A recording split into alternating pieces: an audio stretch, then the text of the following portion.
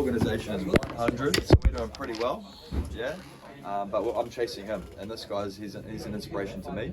So he went through some stuff yesterday, and we had like an owners meeting and some networking. He's did a little bit of topic, and it's about dealing with setbacks and turning losses into leverage.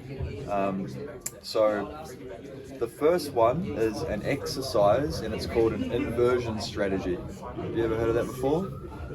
Inversion, so it just means like flipping the script a bit, right? So doing things a bit different. Like so, reverse pitching, right? Yeah, it's like reverse psychology almost. Yeah, so along the same lines. Yeah. So, for example, if you're thinking about how to go out and ring the bell today, or how to go out and smash the gong today, instead of trying to do that, go, how do I make sure that I don't ring the bell today? Oh yeah. Okay, so let's write down some things. Let's go through. How do I make sure I fuck up my day in the field today? Right? I don't get up on time. I sleep in past my alarm. I get to the office late. I'm not there for the training. When I hear what site I'm going to be put at, I get frustrated. Or I show up late to site. I only work for an hour or two, and then just go home. Or I have my breaks are too long. Or I have a bad attitude for the day, like all these things. Like think about those things. I know it's a bit of a weird exercise, and then for yourself to do well, you just go, all right, I just need to do the opposite of all of that shit. So I need to be organised. I need to get up early enough so that when I get to the office, I'm actually awake and ready to go. If I need coffee, I've already had the coffee before I arrive at 8 o'clock. When I come in, I'm prepared. I know what topics I want to run through. I'm organised. Maybe if you work out, if you go to the gym, you've already done it in the morning, or you're ready to go for that night, or you're organised with that, your social stuff. And then after the morning, when I've heard my setup, I don't give a shit where I'm going. I'm going to go make it work. I'm going to hit my KPIs every hour. I'm going to do my 5 stops an hour. I'm going to make sure I do my 30 for the day. I'm going to make sure I get my 12 closes. I'm going to make sure I don't have too many breaks. I'm going to make sure I have a good attitude. I'm going to make sure I eat right. Yeah, like for me, if I don't eat every couple of hours, I get a bit grumpy. I turn into that Snickers ad. So I'm like a 2-hour robot. So like if you guys hung around the office from like 9:45 to 10 every morning, I have my morning tea snack. I have like a protein bar and an apple every morning, religiously, and I have to have it before 10 a.m. Otherwise, I just get a bit grumpy. I just get a bit like flat.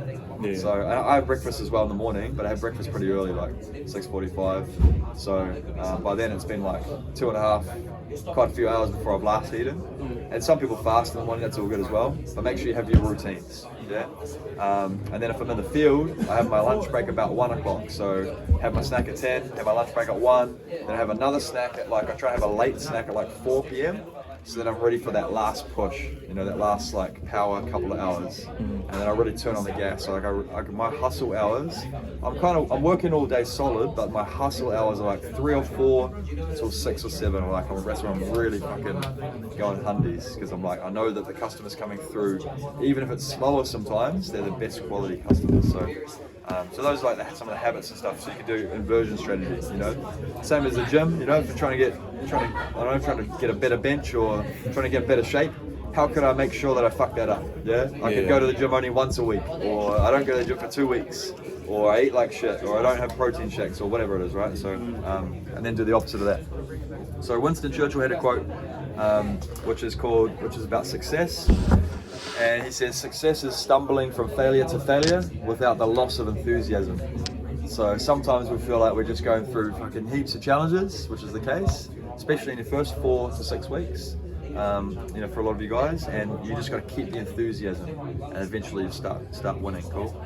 And remember, if you're not facing any challenges in life, you're probably not on the right track for growth. Like if you're doing the same thing and not growing, then you won't have any challenges. You're just going to be in the same position. But then you also got to be okay with, in 5 or 10 years' time, your life going to be in the same position as it is now as well. So for example, like this guy, he's Muslim. He does Ramadan. He does Eid and stuff like that, and he does a lot of fasting. So they have to have a 30-day fast during Ramadan, and they can only eat during like outside of daylight hours. Correct me if I'm wrong. I'm not 100% sure on the religion side of things, but I'm pretty sure he has to get up early enough to be able to eat before it gets light. So let's say now it gets light at like 6:30. He's got to eat breakfast at like 5:30 or 6 a.m.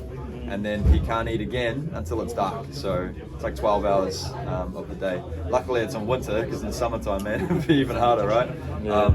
So he said the first couple of times that he did it was just like terrible, but now he's got a plan and he knows that he's going to expect to feel hungry. Yeah, so it's like when people diet, the reason they can never make it work is because they don't expect to feel hungry, and then they feel hungry and they eat and they lose their diet. It sucks. But if you're ready and you're prepared and you know that that's part of the process, then it's all right. So it's kind of the same as going through challenges. If you know it's going to hurt and you know it's going to be painful, or you're training for like a half marathon, you got to tell yourself at some point, I know I'm going to get really fucking tired on my training, right? And then when it happens, you're ready for it, rather than just like you get shocked and it's overwhelming and surprising. So just remember, like, you can choose the outcome of your life based on your thoughts, right? So this is just from books that he's read, but he shared with us yesterday. So your thoughts will change the outcome of your life, because thoughts lead to actions. Yeah. Cool. Actions leads to habit, and then habits lead to character. So they can change your situation, your character, how you are, leads to your destiny and what happens. Go. What's the name of the book? I don't have the name of the book for that, sorry man, but he did. So during COVID, when he had only 4 guys and he couldn't work, he said all he did was just read for like 3 months. Yeah. He wanted to teach himself how to think differently, and so he just read books of like, I think he read like Steve Jobs' books and like just like guys that like inspired him from the business world, Winston Churchill, so stuff like that. Yeah. But he loved that stuff. Hey, I should have asked him. I'll ask him next time I speak to him. Cool, and then there's a psychology of setbacks. There's a couple of quotes here, but most people don't rise to the occasion, they fall to the level of their habits and performance. So what separates high performance is how people respond when things break. So that's another thing to think of, is it's not just about succeeding all the time, it's how do you respond when things aren't going your way. So here's a really good acronym that we put together called RESET. So if you guys want to write down these ones here.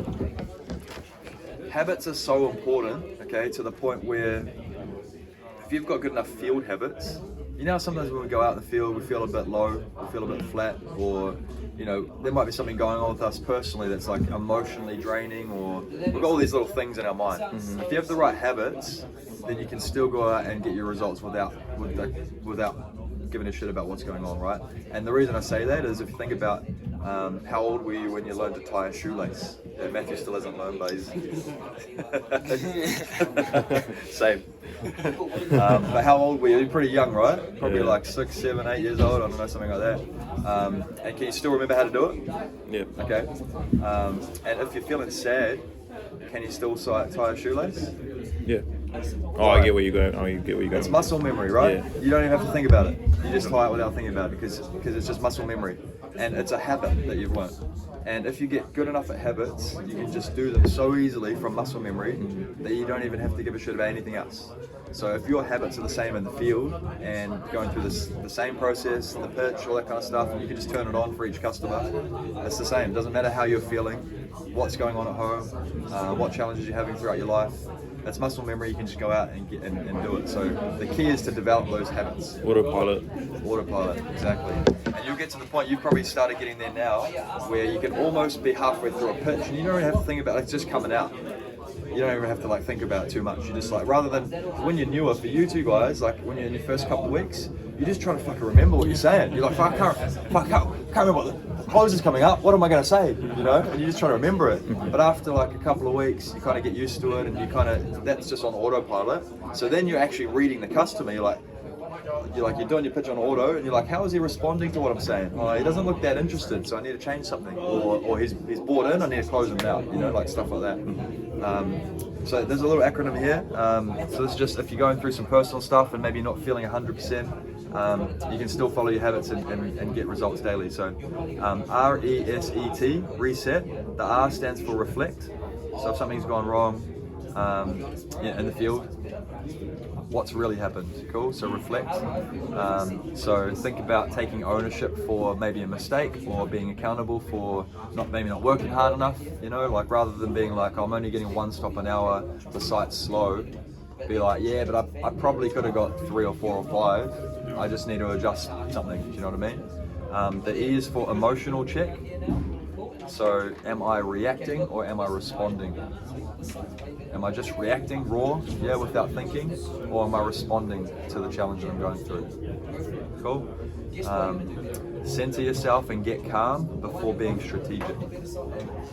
So emotionally, you need to be calm in your mind before you start trying to make a decision on something, right? After the emotional check, hopefully you've managed to get yourself calm and you can make a strategic decision. The next one, S, is for strategy shift. Strategy shift. What's your next move? So you might go, I can't stop anyone. The site's too busy. And then you're like, okay, hang on. I need to reflect on what's really happening. I'm not enthusiastic enough to get their attention to get them to stop. But E, emotional, I gotta check myself because I'm pretty necked out right now. I've had 3,000 no's in about 2 hours, because I've been working at bloody Woolies Key Street, okay? So I gotta emotionally go, okay, I need to go and get myself in a better emotional state. So maybe have a quick break, have a snack, whatever it is, have a breath. And then after that, strategy shift. What am I gonna implement? What am I gonna do? What's my next move to try and change the situation, right? And there might be too many. There might be like 10 things you need to do. So just focus on one that you can do right now.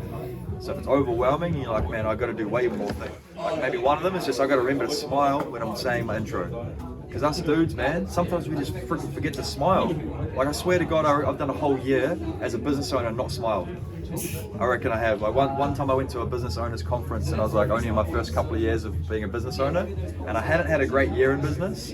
And one of the owners said in a topic, they were like, you just need to remember to be the most positive person in your team. You need to be the guy that, like, when everyone comes in, you're just like happy to see people, you're enthusiastic, and you're just a good vibe to be around. And I was like, fuck, I haven't done that for so long. You know what I mean? So sometimes we need to remember when we're in the field, especially if we're like having a chat to a bloke, like, hey mate, how's it going, mate? Hey, before you race off, you gotta remember to smile still. Like, we just forget to smile, because smiling's so important, even if they're not smiling. So just to remember that kind of stuff. So if you're doing the strategy shift, just think, what's my next move, right? What's like a single change I could do right now that could help me get better? The E is for empower others. So this is more of a leadership thing, but empowering other people. And this is just to share lessons that you've had from failure that could help someone else. Rather than going like, let's say Cody went to Woolies Key Street and he had a tough day. Yeah, he got 1 sale, his goal was 3. The next day, Deshay's going there, and I'm like, hey, Deshay, go and ask Cody for some tips on the site, because he kind of knows how it goes and he'll tell you where to set up and stuff like that. Cody's got an option. He could go, hey man, that site sucks, I only did 1 yesterday. Now he's fucked, he's going, oh, awesome, thanks man, appreciate the advice, legend. Or he could go, hey, do you know what, I had a few lessons from the site yesterday. I wasn't expecting it to be as busy as it was, and mentally I wasn't prepared for it, and I let it get to me a little bit. But I learned a lesson from it, and if I was to go back there again, this is how I'd adapt and change. Cool? And that could be a lesson that he shares, and then that lesson's then going to help the team, right? Because that's a cultural thing, and then that's going to help us develop habits to help each other, and working with other guys in the whole building. Everyone's collaborative now, and we actually help each other get through challenges rather than just say just make an excuse and go, that's shit, And ask for the trends as well.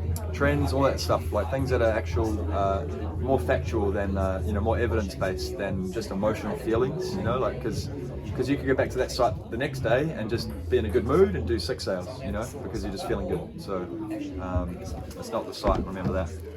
And then the T, the last part of the reset, is track and train. Track and train. So watch patterns, and if you're a leader that's starting to coach, this is probably a little bit ahead of where you guys are at now, but when you start training newer people in the field, you guys have already started working with people that are newer, just watch for patterns, and just coach people how to perform better. Watch for patterns that they do, and maybe how customers are responding. And you might be like, hey Cody, I've noticed in your close, just before you get there, it's probably just because you're overthinking a little bit or you're a bit nervous, but there's a little bit of a pause and there's a bit of an awkward silence, and then the customer at that point, they just react a bit funny, so that when you get to the close and they're already thinking in their head that they want to leave. So I think that's damaging your chance to get them across the line to say yes. So what we want to try and do is just increase your conversion a little bit better from your presentation to your close. Make that a bit smoother. Stuff like that. So giving feedback that's more that kind of specific than just being like, man, your clothes are pretty shit. Like you need to fix that. Do you know what I mean? Like, does that make sense? So just like trends and patterns, or it might be like, hey, I've noticed that when you, and I've had this before, I've noticed that when you're pitching customers, maybe it's because you're nervous, but you keep looking away and breaking eye contact, and it just creates a bit of distrust, because if you're not having enough eye contact with the customer, they feel like they can't trust you. Yeah. Or it might be the opposite, like all you're doing is fucking staring at the person. It's really intense, right? So just like little patterns and trends and stuff like that. So that's the reset. I think it's quite a good one to go through there. Cool. That's all I want to cover for you guys this morning. So easy. We're going to have a brekkie on Friday with a couple of you guys. So I've sent you guys a message for more of a leadership brekkie for you two. And then for you guys who want to try and get your sales, what's the goal this week? What are you trying to aim for this week? First full week, eh? So 6+, I reckon? Yeah. Yeah, 6+. Yeah. See if I can only hit did 2 or 5 3. in my first week. Yeah, so it's not. Yeah, bro. Yeah. So there you go. Listen, so that's how you teach. Yeah, rather than going first week sucks. Yeah. So I only did 5, and then you did 48. 48 for the month. The first month. Yeah. So the goal was 40. So you averaged 12 a week overall after only doing 5 a week one. Yeah. So yeah. I didn't even make a sale on my first day. You made a sale, eh? Yeah. So yeah, it's just step by step. And remember, for you guys when you're newer, your progress isn't just measured on your actual outcome, which is the sales. It's measured on how much better your pitch is, how much more confident you are with customers, how your KPIs look, all that kind of stuff. Has everyone got outcomes? You guys are all using the app? Yeah. Oh, I try to use it. You just get I know you get the carried away. Yeah, you Yeah. can put it on your iPad if you have an iPad, and do it on there if you don't want to check your phone. Because sometimes phones are distraction in the field. Yeah. You bring up outcomes, you put your thing in, and then you're like, oh, notification. Like you just can't help it. So, or you could track it like on a piece of paper and then just put it in like once an hour. Yeah. Like something like that. Oh, it's very effective as well. Yeah. So we need to make sure we track that data. Sweet. We've got a road trip next week to Gisborne as well. If anyone's interested in getting on that, let me know. We might still have a spot or 2 available. Cody sort of put his hand mostly up for that one. So, but yeah, we usually have some pretty big friggin' schools in Gisborne. It's quite far away. It's a week's trip, but it's a really good one if it's an option. Oh, I replied to Sophia because she said on the chat if you're keen, just give her a DM saying cool. Gizzy. Yeah, okay, cool. Sweet. Alright, easy. Can I catch up with these 2 boys for a second? You guys want to jump out for a minute? Sweet. Just hang on for a second.